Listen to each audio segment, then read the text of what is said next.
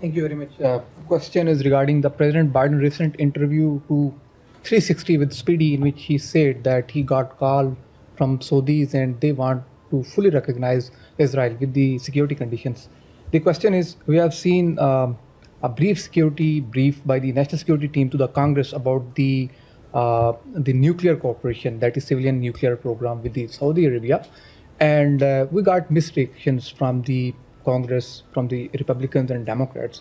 Some wrote a letter to President Biden to condition it with the non-proliferation, and some said like you have to look twice on this. So it seemed like there is some prioritizing by the U.S. And in this interview, President Biden didn't mention anything that Saudis are mentioning two-state solution for the Palestine. So is there anything under consideration regarding just with the security guarantees for the normalization between Saudi Arabia and Israel? So do you mean, I'm not sure I fully understand the question. Do you mean that we would just do an agreement with Saudi Arabia absent? With the security deal context. Oh, yeah. No, look, you've heard me speak to this before, and you've heard other leaders of our government that no, this is a package deal, that it all works together, or it doesn't really work at all. And we've heard the government of Saudi Arabia say that something that's important for them for normalization is to get a legitimate path to two states. And so we continue to look at this as something that we believe is very important, something that we believe is hopefully achievable, but no, we're not pursuing a separate agreements.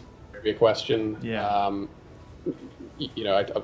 Just be clear that the president's characterization of it was broadly correct. And then, do you think that you have time to, in this administration, to work out that kind of deal if events unfold in Israel the way you want, or has that window closed? So I don't want to put a timeline on it, partly because, look, you've heard the Secretary say that in his conversations with the Crown Prince of Saudi Arabia, there are two things that he needs to be able to reach a deal. One is calm in Gaza.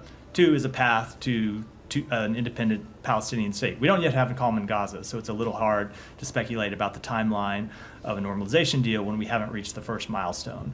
So we're going to continue to push to get calm in Gaza, to get a ceasefire. We have plans we are working with our partners in the region on security and governance and ultimately reconstruction for Gaza in the period after a conflict. And as part of that, we are discussing with Saudi Arabia what a broad normalization integration deal would look like. But there is a lot of work that remains to be done to get there, including, of course, the question about a ceasefire in Gaza.